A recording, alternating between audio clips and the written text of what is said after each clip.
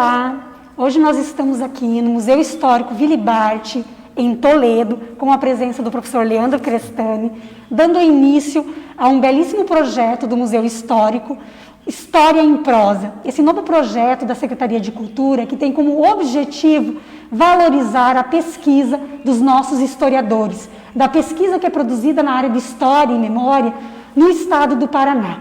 Então, para isso, nós convidamos diversos historiadores, tanto da UniOeste como da Unespar, para estarem presentes nesse lindo projeto que vai ser desenvolvido de forma quinzenal, com a veiculação desse programa de forma quinzenal nas nossas redes. Nesse primeiro momento, nós iremos abordar diversos temas com a presença de diversos pesquisadores. Nós abordaremos temas como a relação entre história e cultura, a relação entre história e a literatura como fonte de produção historiográfica, a relação da história com os aspectos da constituição, da colonização da região oeste e também da região fronteiriça, e também a questão da imigração e do êxodo. Esses são temas que serão abordados pelos nossos entrevistados ao longo dessa programação do História em Prosa. Nesse primeiro momento, nós temos aqui o professor Leandro Crestani, que foi convidado para abrir o nosso projeto, para apresentar um pouco da sua pesquisa de doutorado. E eu gostaria de fazer primeiro uma breve apresentação do currículo do nosso primeiro entrevistado nesse momento. O professor Leandro Crestani é doutor em História Contemporânea pela Universidade de Évora, Portugal, mestre em Desenvolvimento Regional e Agronegócio pela Universidade Estadual do Oeste do Paraná, UniOeste, e licenciado em História Normal Superior e Pedagogia. Atualmente realiza o estágio pós-doutoral em História Pública pela Universidade Estadual do Paraná, a Unespar, no campus de Campo Mourão. É membro do grupo de pesquisa Cultura, Fronteira e Desenvolvimento Regional pela UniOeste e também membro na Universidade de Évora do Centro de Investigação de Ciência Política. Tem experiência na pesquisa, na área de História em Pesquisa Regional, Local, Conflitos Agrários e também em História Comparada, Transnacional, Fronteira Brasil e Argentina, e História Pública, além de experiência no ensino de História na rede pública municipal, tecnologias digitais de informação e comunicação. Atua como professor no Centro Universitário da Fundação Assis Gurgas, no campus Toledo. Muito obrigada, Leandro, pela tua presença em abrir esse nosso projeto História em Prosa. Ficamos muito felizes por você ter aceitado o nosso convite em compartilhar um pouco da sua pesquisa de pós-doutorado, nesse nosso bate-papo aqui em História em Prosa, que essa é a nossa intenção, E o tema que você traz para nós, nesse momento, é o Oeste do Paraná e o mito do vazio demográfico. Então, a minha primeira pergunta, para a gente começar o nosso bate-papo aqui, o porquê o mito do vazio demográfico? Qual é o foco dessa pesquisa que você realizou no doutorado em História em Évora?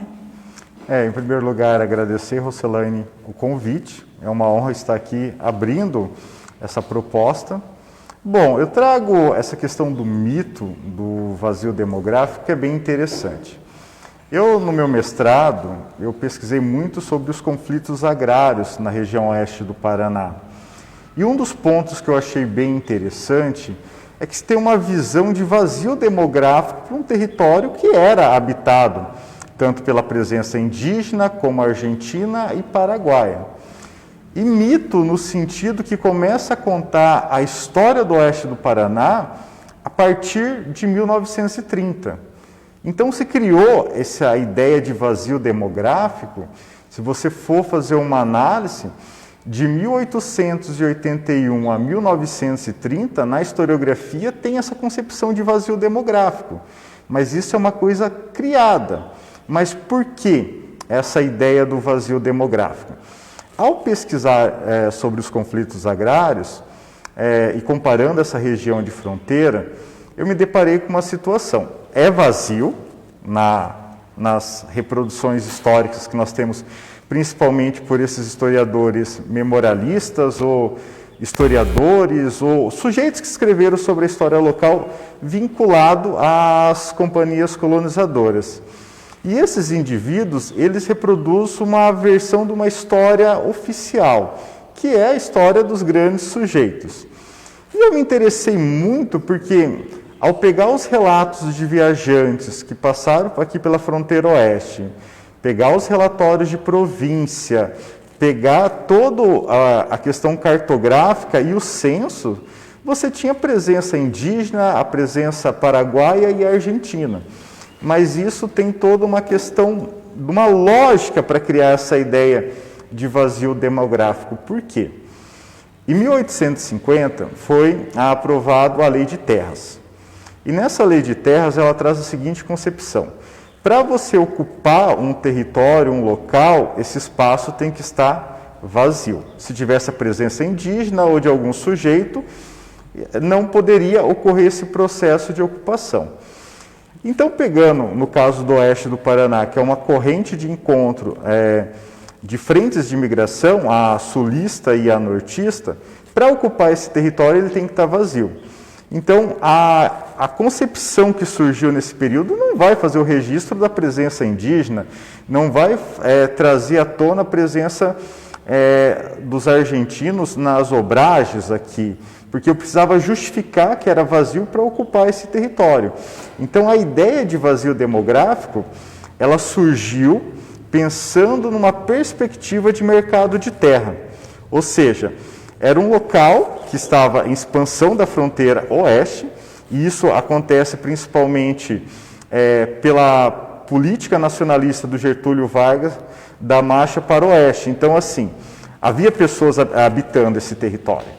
Só que para poder ocupar, colonizar e começar todo esse processo de desbravamento, você teve que ocultar a presença dos sujeitos que estavam aqui primeiro, antes das frentes migratórias. Então, nessa concepção de vazio demográfico de ser um mito. E é um mito que a historiografia se reproduz muito. Se você pegar as obras dos historiadores ou memorialistas locais, parece que o oeste do Paraná ele só existe a partir de 1930. E isso é uma questão bem interessante que eu gosto de abordar sobre a história local e regional do oeste do Paraná. Certo. Nesse sentido, então, a tua tese, né, a pesquisa que tu desenvolveu, ela caminha nesse sentido de desconstruir uma tese oficial de história sobre a colonização da região oeste? Sim, na verdade, para provar esse processo de ocupação e colonização na fronteira oeste, eu fiz um estudo comparado e transnacional entre a fronteira oeste do Brasil e a fronteira nordeste da Argentina, da província de Misiones. Eu fiz uma comparação. E como que porque o historiador ele utiliza métodos para comprovar essa informação, diferente de algumas narrativas da história local que vai mais só pela oralidade. Então, através de relatos de viajante, censos demográficos, os relatórios presidenciais e os relatórios de província, eu fiz todo um mapeamento da fronteira oeste do Paraná e da fronteira nordeste de Misiones entre os anos de 1881 a 1930. O que eu trago? Primeiro, eu fiz uma comparação do que os viajantes falavam sobre essa região fronteiriça. Porque é bem interessante, se você for pegar, e é uma coisa que carece muito na história do Paraná, o Paraná espanhol. Porque se for analisar o que seria o oeste do Paraná, iria até Guarapuava. E na minha tese de doutorado, eu trago todo esse mapeamento de como chegou nessa configuração territorial hoje do oeste do Paraná. E eu trabalho muito com a questão dos relatos de viajante. Vou citar o caso dos viajantes brasileiros, Domingo Nascimento, José Muricy, Arthur Franco, entre outros que eu trago na minha pesquisa, que esses viajantes, eles não são pessoas qualquer que estavam se aventurando. Eles têm ligação com o governo, são militares, eles têm conhecimento da questão da terra, eles estão fazendo uma análise das potencialidades. Então, esses viajantes, em seus relatos que foram publicados, igual o do Domingo Nascimento pela Fronteira, ele tem toda uma descrição da trajetória da viagem até chegar nessa região de fronteira. Só que daí ele vai descrever a vegetação, a qualidade da terra, os locais onde tinha índios mansos ou bravios. Então, assim, é uma descrição rica dos detalhes. E no momento, quando eu pesquisei sobre os conflitos de terra e eu vi que tinha presença indígena, só que nessa historiografia oficial não aparecia, eu fui buscar nos relatos de viajante. E no relato de viajante, esses sujeitos que estavam ocultos, eles aparecem nesse processo. E eu parti dos relatos de viajante, daí eu fui para os documentos oficiais, porque eu queria ver se tinha esse ocultamento nos documentos oficiais. E, principalmente nos relatórios de província do Paraná, traz a presença indígena, as políticas de catequização, a importância de estar ocupando, criando cidades para a retirada desses sujeitos aqui pertencentes. Já na questão do censo demográfico, eles são ocultados, eles são muitas vezes tidos como caboclo ou outros não têm essa definição. Existe então uma invisibilidade de populações que habitavam a região oeste antes daquilo que foi conhecido como a marcha para o oeste no sentido de colonização.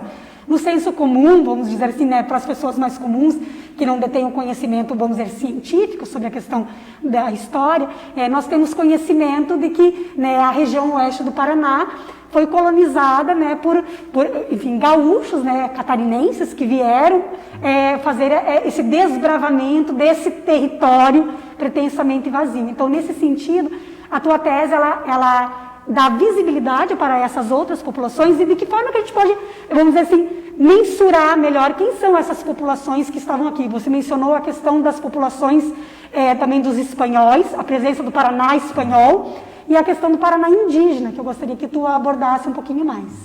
É que, na verdade, quando você se fala sobre o Oeste, você parte sempre das correntes migratórias. Mas nós temos que entender o Oeste do Paraná, que é o objeto da minha fala, em 4 etapas de ocupação. Nós temos uma primeira ocupação, que é a população nativa, que vai até o processo da chegada das missões jesuíticas aqui na região.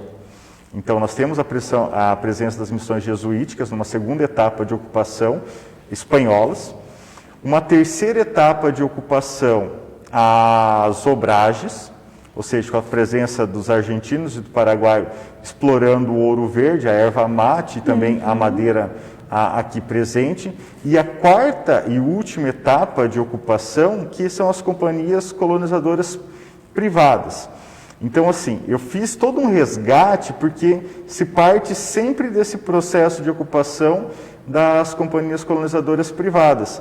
E esquece dessa terceira etapa que equivale à questão das obragens, esses sujeitos que estavam aqui presentes, explorando a erva mate, escravizando. Nós temos também um ponto bem interessante que não aparece em relação da historiografia local, a escravidão branca no oeste do Paraná, ou seja, tanto os paraguaios, os brasileiros e os indígenas que eram escravizados nas obragens, nesse sistema de exploração extrativista. Então, nesse sentido, eu busquei fazer todo esse resgate, mas tentar mostrar a presença indígena, porque se fala de uma identidade do oeste do Paraná sempre a partir de uma matriz sulista, esquece de toda essa trajetória histórica. E se não tivesse tido também a política nacionalista do Getúlio Vargas de Marcha para o Oeste de 1930, até a região de Guarapuava seria de origem espanhola, ou seja, ou da Argentina ou do Paraguai. Então, assim, nós temos um processo de ocultamento histórico e uma criação de uma identidade. Então, nesse sentido, eu busquei fazer esse resgate, reconstituir esse passado da ocupação que muitas vezes ele não está visível nas nossas histórias locais. Ok. Vamos abordar então no próximo bloco mais essa questão da identidade da formação, né, do paranaense da nossa região oeste, no próximo bloco então do História em Prosa.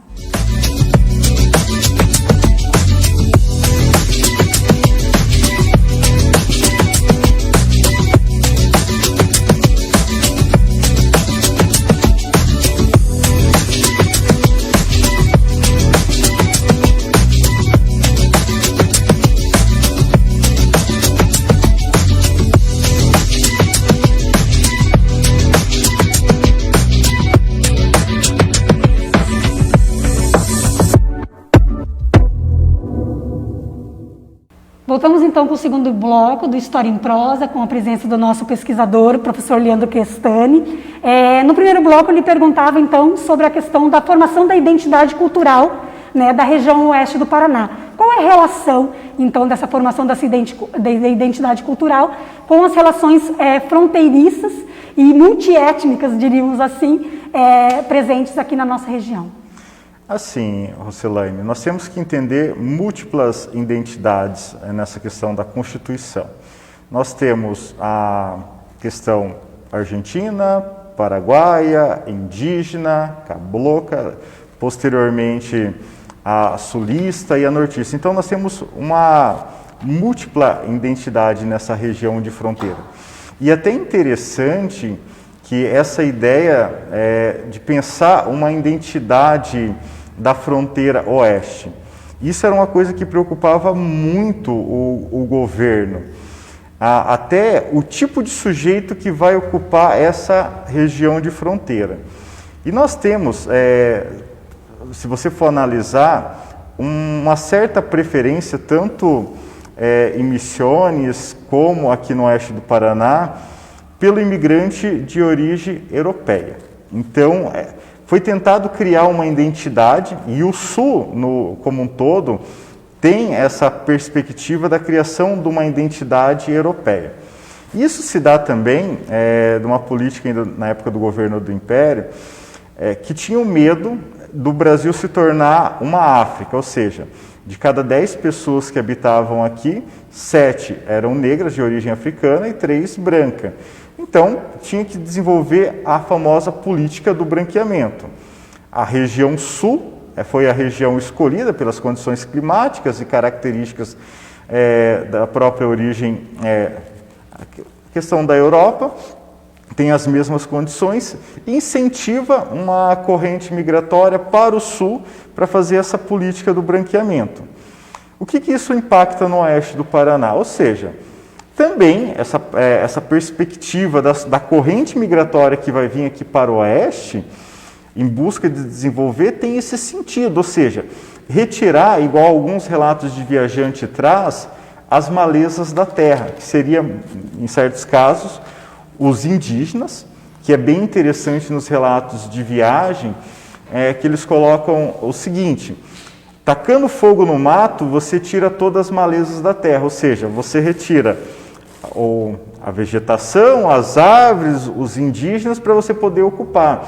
Então isso é bem nítido em vários viajantes que passaram por aqui.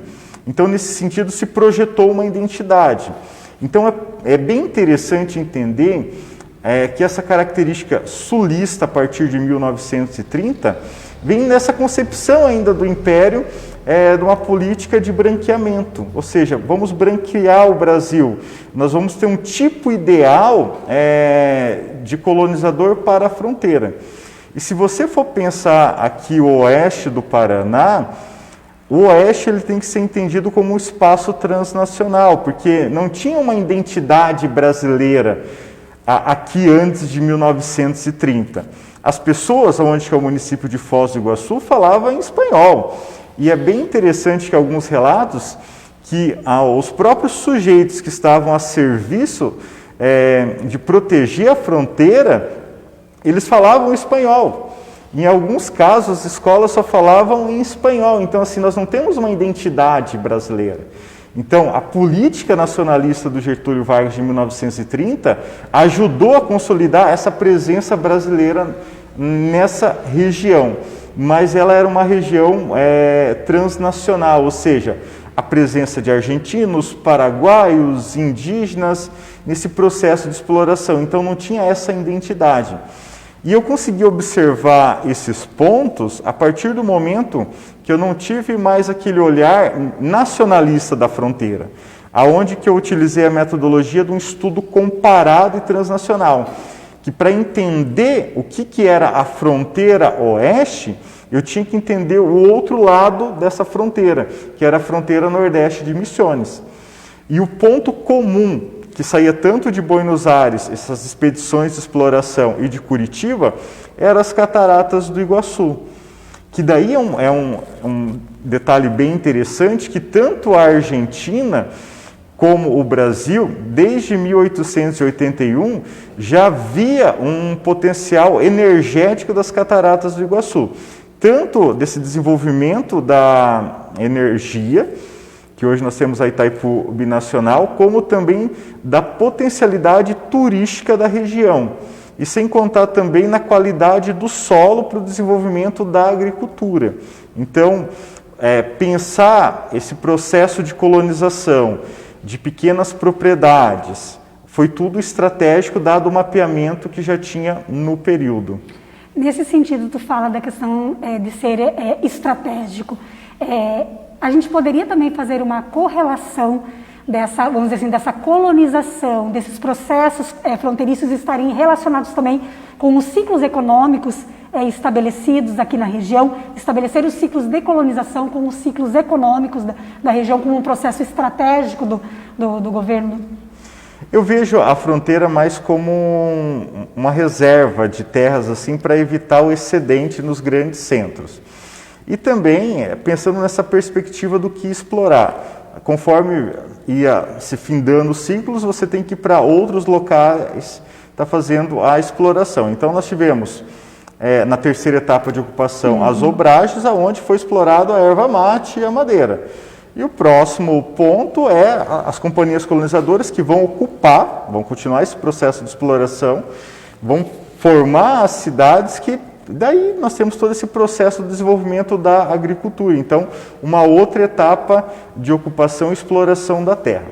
O oeste, eu sempre vejo ele como um mercado de terras, mas no sentido de reserva de exploração. E foi nesse sentido, por muito tempo, tanto o governo nacional como o da província não tinha esse olhar para ocupar a fronteira oeste do Brasil como um todo. Mas a partir do momento que viu essa possibilidade da mercantilização da terra, da exploração e esse controle da região de fronteira, principalmente por causa da presença dos argentinos e paraguaios, nesse sentido que desenvolve essas políticas nacionalistas. Se a gente for olhar para a questão da colonização, né, da região oeste, pensando não só a região oeste, mas pensando a região oeste como uma região transfronteiriça, como tu tem colocado, que é a perspectiva que tu adota dentro da tua pesquisa. A gente pode ter um olhar mais romanceado sobre o processo de ocupação desse espaço, desse território, mas a gente também pode ter um olhar um pouquinho mais profundo, no sentido de compreender que sempre o processo de ocupação ele não é pacífico. Sim. Né? Nesse sentido, a gente poderia olhar, e a gente sabe que, que historicamente no Brasil nós temos conflitos em relação à questão da ocupação de territórios. A região oeste, isso também é comprovado que aconteceu, a questão dos conflitos agrários. Na região sudoeste, a gente sabe que teve a grande revolta dos poceiros. Aqui na região oeste, nesse sentido, existiu conflitos agrários nesse sentido? Isso daria um tema de uma outra prosa, que é um mito também, de um exemplo de reforma agrária o oeste do Paraná. No mestrado, eu pesquisei a questão dos conflitos de terra. Nós temos que entender que a região oeste, assim como a região sudeste, é uma região de conflitos pela posse da terra. No mestrado, eu pesquisei específico só os conflitos agrários.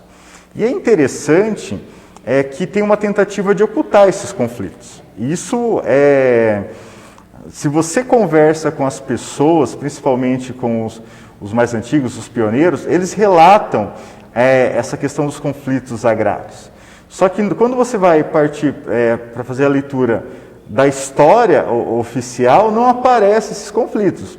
É aquela tentativa de ocultar uma história vista de baixo, ou seja, a história do povo. O oeste do Paraná é uma região de conflito, ou seja, nós temos disputas em relação à posse da terra. Para você ter uma ideia, ali em Nova Aurora, teve um levante também de poceiros, que vinha a presença do Exército para poder conter. Só que isso, eu trabalhei na minha dissertação de mestrado, não aparece na história do Paraná. Muitas coisas dos conflitos agrários não aparecem, ou seja, do jagunço entrar das grilagens. Sim, das grilagens de terra. Do jagunço chegar na terra de certas pessoas, que eu não vou citar nomes, porque nós temos que entender que a questão dos jagunços é uma história, ainda uma memória viva. Nós temos muitos parentes dessas pessoas.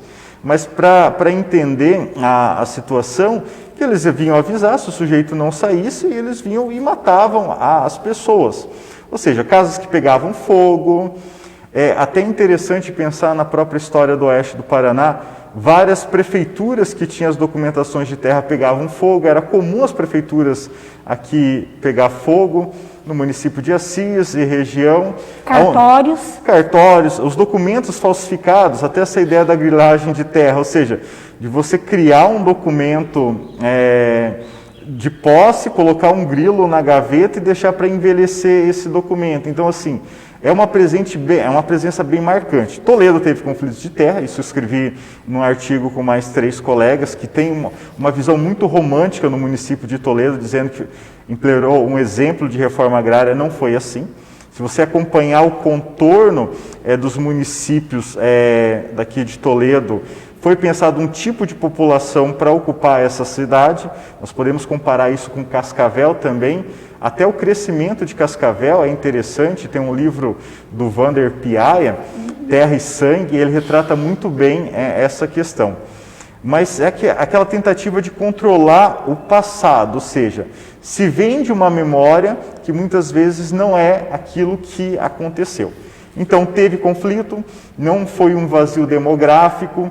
A região oeste tem essa questão de terras até hoje, que grandes famílias não têm o título de posse da terra, está fazendo uso capião desses territórios. Então, assim, é uma região de conflito. E é até interessante, Roselaine, que eu pesquisei muito a questão do município de Assis, Tupãssi, até Nova Aurora na minha dissertação. E você tem cada relato, só que as pessoas têm medo de contar essa história através de uma entrevista, porque assim, ainda os donos do poder estão, em certos casos, no poder, e as pessoas têm medo.